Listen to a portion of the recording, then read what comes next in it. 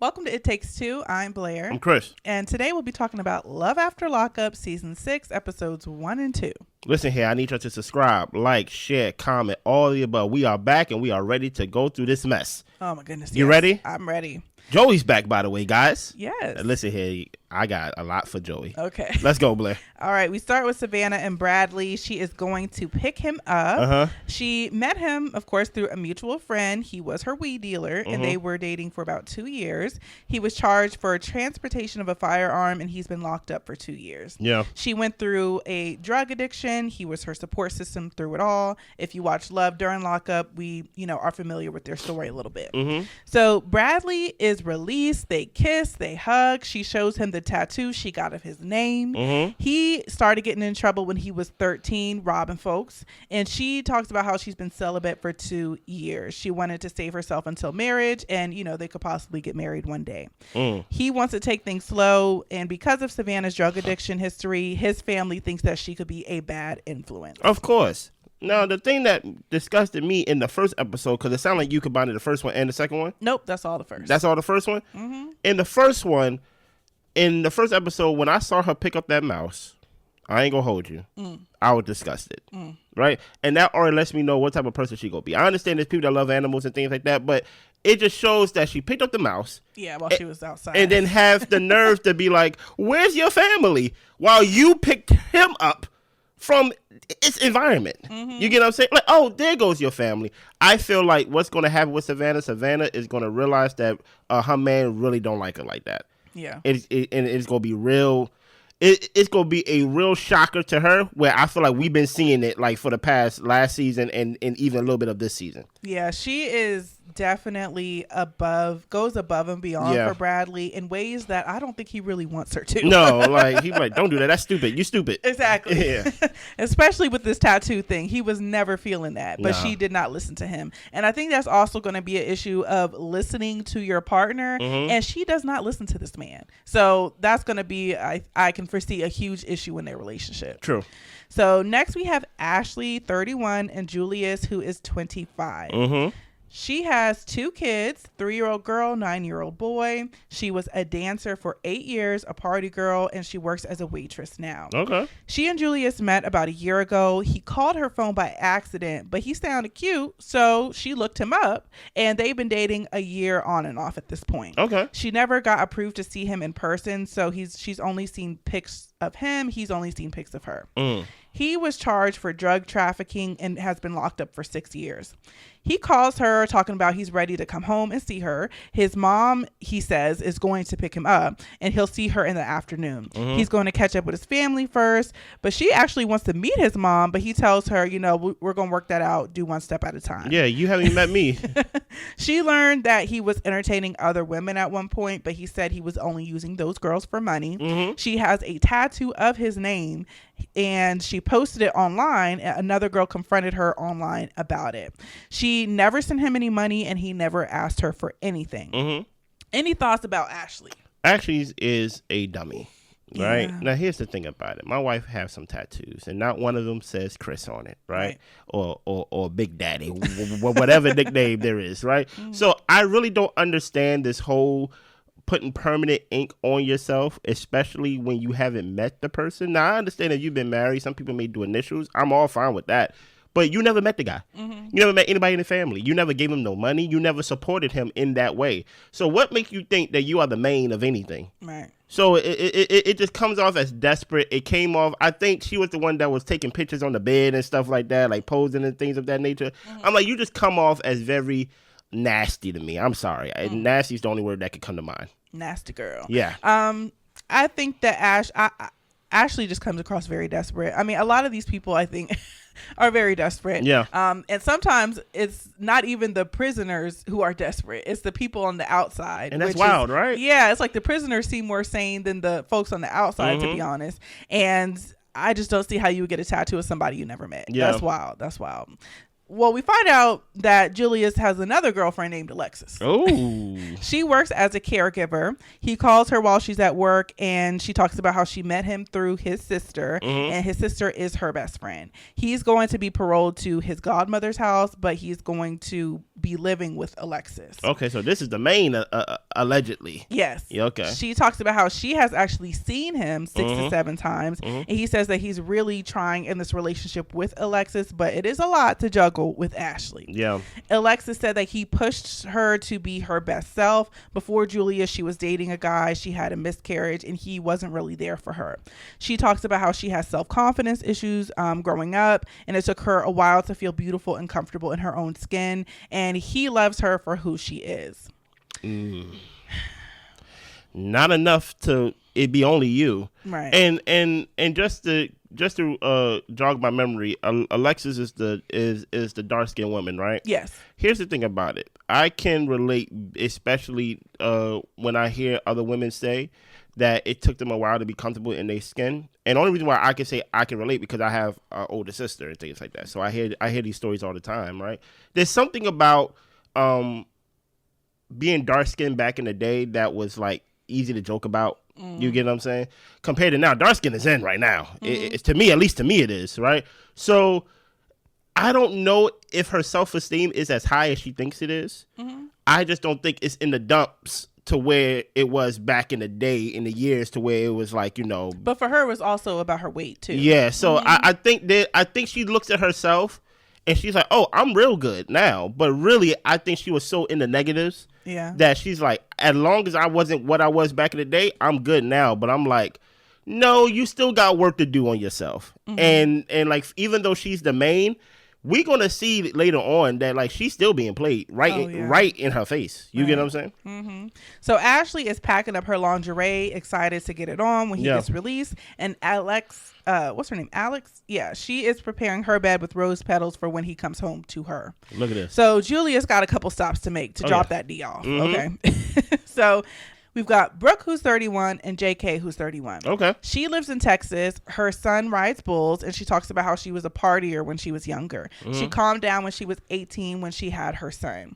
Both of her kids' fathers left her. JK calls her, and he is ready to get out. He admits that he was a menace to society. He was charged with disturbing and distributing and making Xanax, and he's been locked up for 6.5 years. He and Brooke had a teenage fling. They communicated again about 3 years ago. So mom tells her that this is going to be a huge adjustment for everyone, and the last thing that y'all need to have is a child. Her mom says that Brooke jumps and thinks things through later. JK has a girl best friend, and Kim knows that Brooke is jealous. Brooke says that she met Bonnie and JK dated in the past, but at this point they really are just friends. JK talks about how he loves Bonnie and she's more like family at this point. Why would you even subject yourself to this? Yeah. But, you know, guess what? We're going to learn more about them later on. Yeah, so Brooke is ready to make some babies with JK. Bonnie apparently needed a place to live, so she is going to move in with Brooke. They're talking about how it's a temporary thing, but she wouldn't mind if it was a more permanent thing. And I'm like, Bonnie, I need you to have a plan, man. Yeah, she ain't got no plan. You need a plan to get up out of here because Brooke wants to be here with her man and her kids, not her man, her kids, and Bonnie. But guess what? How do I get to keep my eyes on my man, too? Well, you ain't wrong. Everybody keeps saying like we family. Well, okay. Well, guess what? You deal with that on your own time. I ain't got a house, but let's keep going. But he is actually going to parole to his mom's house, and she's concerned because his ex Alex lives near there. Apparently, he met Alex a year ago. They had talks about marriage and a baby. Bonnie and Alex used to be best friends and roomies. Yeah. JK thought that Alex's behavior was off. Alex left Bonnie to watch her kids while she went to sleep with another guy. So Bonnie already feels like Alex is strange. He broke up with Alex, then he got with Brooke. Bonnie doesn't tell Brooke everything because, you know, what's his name? JK is her best friend first. Apparently, he talked to Alex 2 weeks ago, and he knows that Alex still wants him. Brooke says that if Alex shows up to the release, she is going to fight her. Let's move on. Like it just Why would you put yourself in this situation? But let's move on to my favorite guy over here. Only thing I want to say about them is, Brooke, there's too many exes and friends and family and all this type of stuff going on. JK need to start cutting people off. We don't need all these people from the past. So moving on, we've got Joey 48, Michael 40. What's up, Joey? Welcome back. Welcome back, Joey. So of course we know Joey met Michael on a dating app. Yeah. They spent about a month together before he went into jail. And at this point they've been together for a year. Yeah. Michael has been locked up for possession of meth with intent to distribute. And he is on, he had 10 years of being incarcerated. Michael goes to Joey's mom's house to pick up his phone, and Michael's mom is getting older and she's getting more and more tired. Michael has gotten in and out of trouble his whole life. They talk about how this could be Michael's last chance, and if he gets another felony, he could serve life in prison. Wow. Joey used meth with Michael, which, you know, Joey had his own drug issues, and that was a relapse when he was with Michael that month, and he's worried that he might have another relapse when Michael gets out. Michael can be good for 2 months, then he might revert back again, and the mom thinks that they need to reset Michael's phone and get rid of all of his old contacts. So they go ahead and do it. Michael is comfortable with the prison lifestyle, and he said that he wasn't ready for the free world at one point. Let's keep going. So Joey, we know, lives with his parents. His dad keeps him grounded, is a great support system, and his dad is also sober off of alcohol. Nice. Joey is going to get a hotel room for when Michael comes out. Michael has to go to a halfway house, and Joey doesn't want him to go there. Joey used to work in a halfway house, and he says, like, it's like guys there, and he is just not feeling that for him. Okay. It's guys in prison too. That's true. Okay. So dad wants to meet Michael one-on-one just to look him in the eye and really kind of suss him out. And Joey, we learned, was sober for 10 years until he went back to using because of Michael. Yeah. His fear is that Michael is going to get out of prison and take his son back to the evil side of life. Michael video calls Joey talking about he's ready to get out. Joey is a bit insecure about the sexual connection. And Michael is worried about being in a monogamous relationship when he gets out because he likes to pretty much sow his wild oats. I'm going to go first, right? Yes. Joey, I hope your family cuts you off. Right? You done brought all this burden on your family, on your mama, on your daddy who's trying to stay clean and things of that nature. We saw that scene where they was on the show where they all broke down and things of that nature to where they didn't even know really the cause of Joey's relapse. You get what I'm saying? So it found out that whole time you and Mike was really the source of it. So here's the thing about it, right? If I'm doing everything in my power as a parent to house you, to make sure that, like, hey, you're safe. You know what? I got my own demons with alcohol, so I'm trying to help you, my son who got his demon with drugs, and you're choosing to go to a guy that had you relapse before, then you can't live here. Hopefully that hotel has extended stay and things like that. You cannot live here because at the end of the day, it's about survival now. You're not going to make my life a living hell because you choosing to go into hell when you don't have to. So that's what I'm hoping for Joey. I hope in this family, while he chooses Michael, I hope his family chooses themselves and cut Joey off. Yeah, I just remember that sit down scene from last season to where they were basically telling Joey that they were scared for his life and that they saw the effects of the relapse and then possibly losing him. And so they're, you know, of course, holding on so strongly to Joey, and he is not necessarily having to feel the weight and responsibility of life because they are holding him up in such a way. And I'm so happy he has that support system. But like you said, for you to support somebody in this way and they're actively choosing somebody who has a drug issue themselves is like scary as the family. And it's a slap in the face. And the thing is, like, he's a grown man, so you can't control him necessarily in telling him what to and what not to do. But I don't want them to give up on him too soon. I think that at this point, you know, he hasn't relapsed again. Of course, Michael isn't out yet. Exactly. But I want them to, I want Joey to not feel like Michael is all he has, because he keeps saying that Michael like got him through a tough time. Michael was there for him, but I'm like, Joey, like your family has really been there for you, you know? And I just feel like he's totally missing that he has a great support system outside of Michael. So, and you're 100% right. You can't tell a grown man what to do, and I can't house a grown man either. Well, yeah, you gotta go. Yeah. So we move on to our new couple, Kiana and Demodric. So she doesn't have a good history in dating men. She was sheltered. She fell for everything when men started spitting game at her. She and Demodric have been on and off for about 10 years. Yeah. Recently, they've been together for about a year, and he was her first real boyfriend. Oh, boy, you know, that's already a spell by itself. Yep. So he's been locked up for 2 years for possession of a firearm. He wants to propose, but he wants to wait until he can get her a nice ring. Okay. So she works at the hair salon. We see her go in there to talk to her coworker, one of the owners, and talks about how he's going to be on house arrest. He has 6 kids with 3 different women. And Joella is one of the baby moms that she has issues with. Apparently, she posted that she can't wait till the kid's daddy comes home. Her coworker says, you know, he's probably been talking to her, and y'all both might be up at the place waiting to pick him up. He cheated on Kiana with Jamela twice. And the owner says that he is going to go to the woman who gives him the most. Ooh. She has spent more than $20,000 on this man. It's funny because these people don't have $20,000. So that's the most wildest thing to me. And she talks about how she works 2 jobs. He wants to give her the world, and she thinks that she just has to be patient. Okay. And the owner tells her, look, she's been where she is at before, dating somebody fresh out, and it's all lies. She thinks that Kiana is naive. And then her coworker, he's over there just throwing shade the whole conversation. And he says that, look, he's going to keep having babies on her and keep getting locked up because he knows she's going to be sitting there waiting for him. And guess what? She is. So she is going to drive to Fort Worth with her stepdad to go pick him up. She goes to her stepdad's house first to pick up. Oh, no, she's going to Damodric's dad's house first to pick up his clothes because she doesn't have money to buy him a whole bunch of new stuff. So she apparently is not close with his family, but her stepdad knows his parents from way back in the day.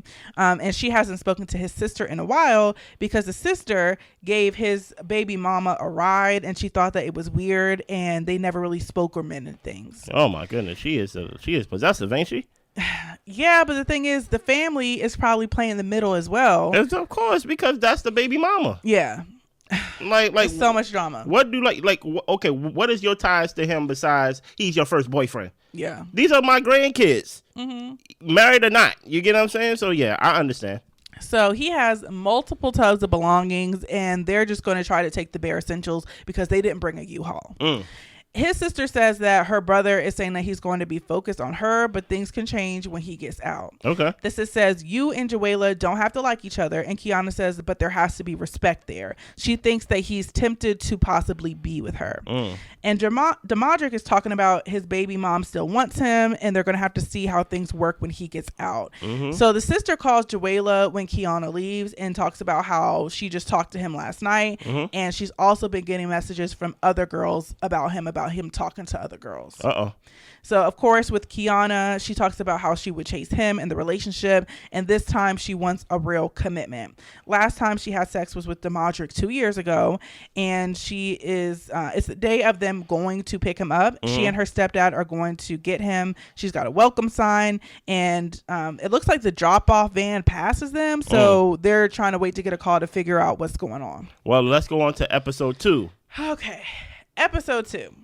So he actually does get released to them. She runs, jumps in his arms, twerking, kissing, licking, all types of stuff to where the stepdad has to look away. Now stop right here. Yes. Right? There's no music. There's no anything but just flat out air. Maybe a plane is flying by, birds chirping, and she twerking to whatever's in her head. Right? This already lets me know that she lost whatever battle she's in. Whatever battle it is of choosing herself, of basically having some self-esteem, is already out the window. She ran and jumped into this man's arms in front of her stepdaddy. Yeah. Wild. Yeah. And then the other thing with me too is like, Kiana, she seems like a hardworking girl. Yeah. She seems like a beautiful girl. Okay. And it's just like she has birds for brains. Oh, And I hate that for her. I really do, because why are you investing so much in this man who has multiple baby moms? Get one of them women to pay the $20K that he's asking for. Why would I do that? I'm not stupid. Yeah. I'm gonna get the girl that has no ties, because she ain't got no kids that she got paid for. She gonna be the worker for all of us. Yeah. Stupid. Yeah. And she's just playing the fool for him. And then I also think it's crazy that she's having her stepdad drive her out there to be a part of this mess. Y'all are grown. Like, y'all are grown. And I feel like, Kiana, if you want to go out there and get your man and, go to the halfway house and all these different things with him, then that's on you and that's your responsibility. I'm glad that she has family who loves her and wants to make sure that she gets to where she needs to get to safely. But if I was a parent in this situation, you ain't driving your daughter? That's your business. Wow. I'm not going up to the prison. I ain't got nobody up there to see. Wow. So... Well, we see what type of mother Blair is. That she ain't driving her daughter up there to the prison, y'all. So he has to go to the halfway house to get a leg monitor. Apparently, he's going to be on probation for 3 years, and that's going to start when the monitor gets off. He talks about how he was a physical therapy major in college, but he started hanging around with the wrong people. He was shot in the shoulder. Ever since then, he was carrying around guns. And of course, we know he was convicted of having a firearm while under a felony indictment. Yeah, and that's one thing that, how do you say her name? Kiana, right? She likes to say, he's not like the other inmates in there, because he went to college and he is like the other inmates in there, right? And my thing about it is all of the stories are sad in some way, but there needs to be accountability. And she's telling whatever she has to tell herself in her head that even though he's been to prison, he's not like the other guys and things of that nature. Yes, he is. He gonna have an ankle monitor and he gonna be on probation. Yeah. And he have to go to a halfway house that he have to be to by 5:00. Yeah. So it's just like, it's kind of like what Blair said, like your brain is like not there with us, but it is what it is. So we learned that he actually met her when he was 16 and she was 12, and she was just loving this man from the first time she saw him. He told her to give it some time, and they actually decided to start talking when he came home from college. Yeah. He talks about how he plans to propose to her, and he is going to be faithful this time. I don't believe him. So we get to the halfway house. They're 15 minutes late. It was a long trip from the jail, and they are in the car waiting over 2 hours for him to come back out. Yeah. So she ends up going out of the car to try to figure out what's going on, and the counselor says that he's going to be staying at the halfway house. Yeah. So Kiana's stepdad takes her home. She breaks down crying, and they both just feel like this is jacked up. He wasn't expecting to have to stay there, and they're very upset with the situation. And I don't even think this was the halfway house. I think he was going to get his monitor, no, it was at the halfway house. Oh, it was at the halfway. He was getting his monitor. Then why was they expecting him to come out? Because they thought that he would just get the monitor on and then he would be able to leave.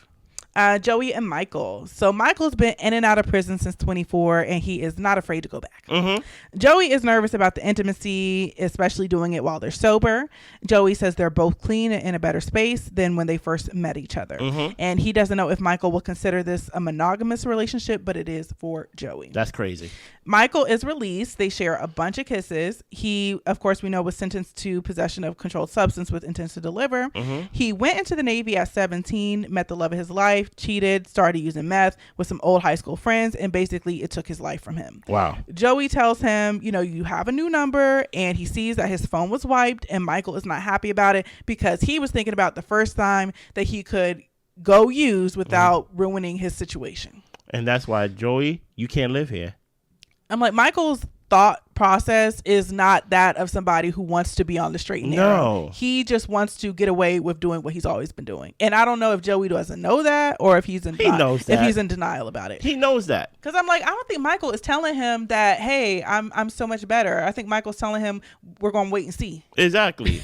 First of all, I'm surprised Michael is out. Yeah. Based on what last time we saw them, Michael was kind of hiding news that he actually gonna be in there longer than expected. So to see him out, I'm like, wow, I don't know how that happened.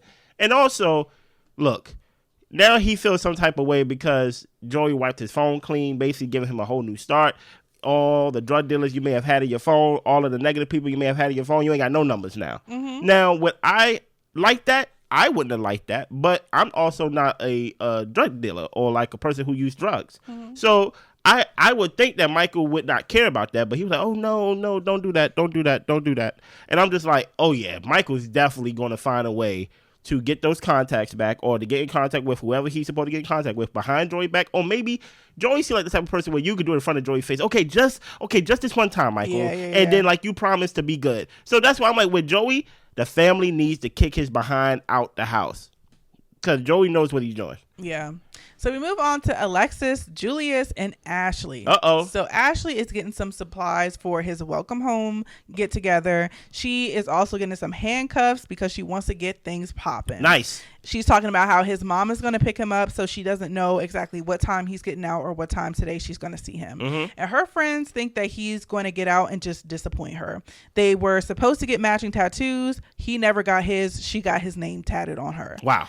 And we actually see that Alexis is going to pick Julius up, and she's super excited to see him.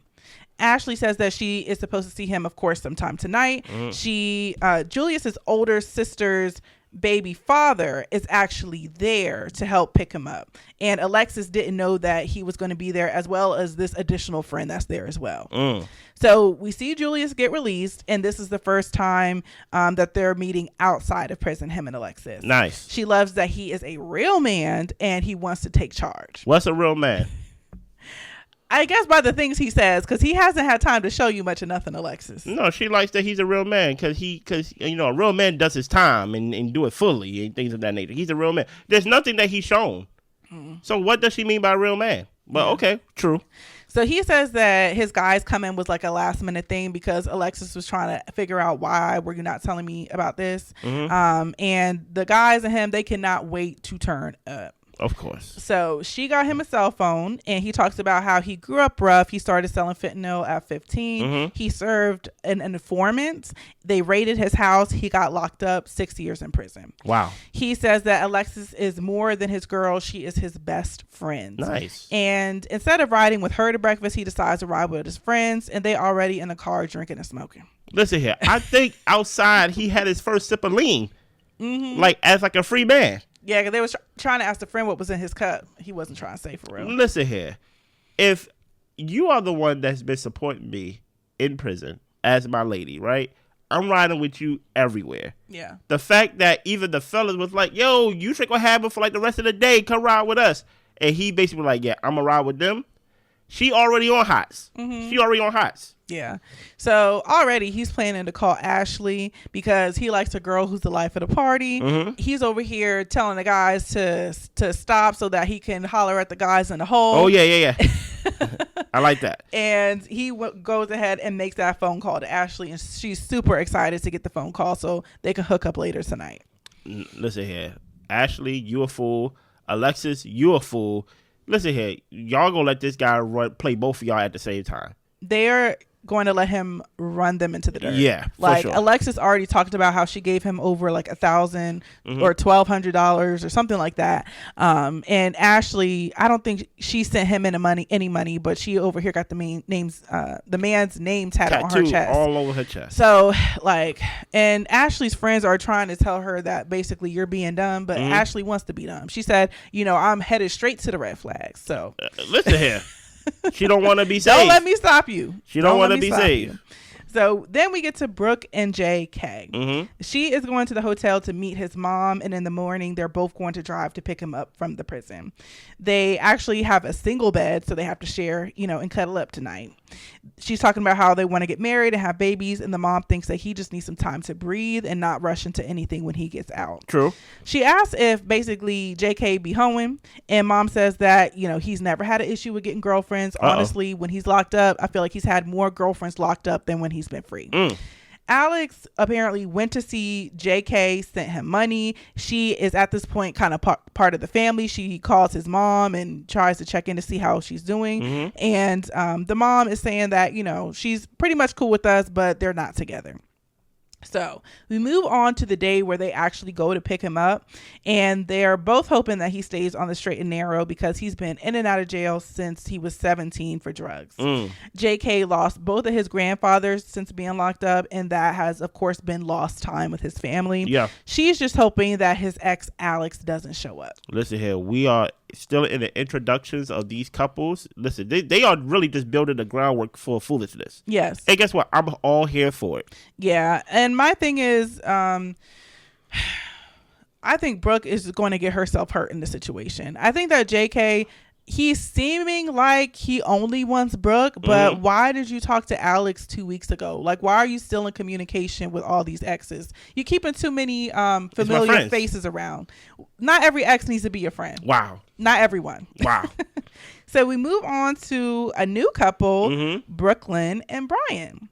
So she is a cheer gymnastics coach. She goes out with her brother and some of her friends. We learned that she met Brian in high school. They didn't date, but she used to like give him kisses and leave lipstick marks and stuff like that all over him.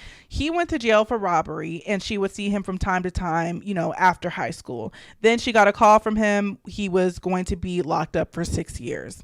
They finally made things official this year, but apparently they have been in communication for 6 years. She likes to say they've been together for 6 years, but it's been less than a year. According to the brother, it's been about 3 months. So this woman delusional. Okay, word. Yeah, so she talks about how she wants to live with him. She wants to have his babies. And her brother does not agree with it. He asks, so is he going to get a job? And she knows that he's going to get a job. Oh, because she's going to hire him. Okay.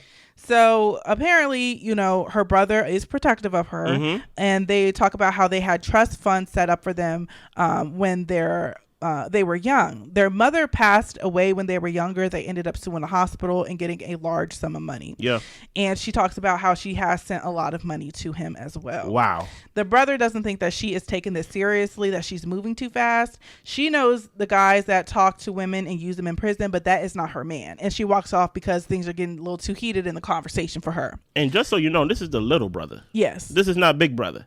She's the older sibling between the two. Yeah. Okay. And he's just trying to talk some sense into her. Of course he is. So Brian calls her, or she calls him while she's at the bar because she needed to hear his voice, hear some, you know, something to lift her spirits. And she's basically saying, you know, my brother is asking me all these questions. And he's like, look, you know me, they don't know me. It's not that crazy that they're asking you questions. Okay, Brian. And he says that he does love her and they have been faithful since they've been together. Okay. So apparently there was some girl he talked to in Jersey, and she was wanting to ride up there and fight that girl with her friends or whatever. And I'm just like, you're stupid. Exactly. No, it just that plain and simple. You're stupid. Yeah. And she's like, look, bro, like, I appreciate your concern for me, but I have it coming from everywhere of people wanting to give me their opinions. And he tells her, maybe you should listen. And she tells him, well, maybe you should listen to me. And he feels like he does listen to her, but she is not making much sense as far as what she is getting herself into. My first thought of Brooklyn. Your self-esteem is in hell. And the thing about it is, girls like Brooklyn always have this delusional mindset that they can't be fooled, that they are the exception to like the rule of, you know, I'm dating a prisoner and guess what? He actually loves me. He actually want to be with me. She can't even objectively say how long they've been together. She said 6 years. The guy said 3 months, 2 months. So you're already living in a land of delusion to where you're willing to go to Jersey to fight this girl. You don't know this girl. You don't know what she's capable of. And the thing about it is, Brooklyn comes off as someone who don't love herself. And it's like, I think the facade is that like, oh yeah, I'm very confident. Listen to me. You know, I know what I'm doing. But truth be told, the fact that you had to walk away to try to get some type of calmness from Brian, who's behind the wall, just shows that, yeah, you don't really have a hold on your life. And truth be told, your little brother can see you for the person that you are. And you just basically dismissing him because he's the little brother. So it's like, Brooklyn, you're going to be in for a ride with Brian. And I think that some people get so frustrated with questions because you don't have the answers. You don't have the answers? And the brother knows you don't have the answers because you're telling me about what he's going to do, but he's never proven to do anything because he's been behind bars. Facts. So if anything, I would think that she could tell her brother, you know, I'm with him. I love him. We're in this relationship and we're just going to see how it goes. But she's really fighting for this man as if he has shown to be a stand-up man, and she doesn't even know that. No, she don't know that. So it's kind of crazy that she's putting her the way that she's being perceived, and even like people, her brother specifically, probably thinking that she's got a few screws loose by saying that this man is going to be doing all these things that she has no proof that he's actually going to do. Yeah. So next we've got Savannah and Bradley. Oh boy, you know Bradley don't like that girl. Yep. So we learned that Bradley has a job. He's going to be starting his job pretty soon, and he's just trying to get back into the routine of getting back in the real world. He does some type of roofing. Okay. So her grandma isn't feeling well, so her mom is going to be the one to meet them for dinner, and Bradley is not really feeling that because he does not get along with her mom.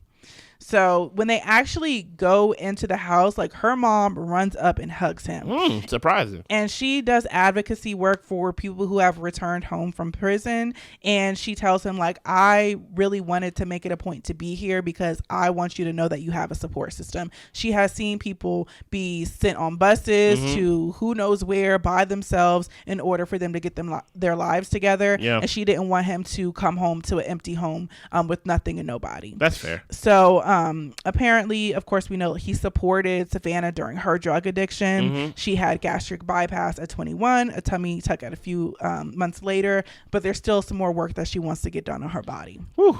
He's not interested in having sex right now. He talks about how her body has changed since they first started talking. And this is actually healthy weight because she was on drugs and weighed about 20 pounds less than before. Ooh. It just sounds like Bradley don't like this girl. Yeah. It just seems like he tolerates her. Because she's very annoying. Okay, wow. I will admit, Savannah is very annoying. And she doesn't listen. And it's more so about her wants and what Bradley can do for her. Yeah. I will say that, yes, she's doing a lot by having Bradley stay there, by picking him up, by giving him money. Like, I'm not saying that she doesn't do for him, but I see, like, in a lot of these people that we do all of this for you so that way when you come home you're kind of my personal prisoner. Oh yeah, you're my personal prisoner. and I would hate to see it go down that way, but it's looking like we're heading down that road. Yeah, so. But I think she gonna be in for a rude awakening because I don't think Bradley seems like the type of person to like being told what to do. He ain't gonna go for it. No, I think he gonna leave her very fast. That's just my opinion. Anything else? That's all I got. I need y'all to subscribe, like, share, comment, all the above. We see y'all next week. Bye.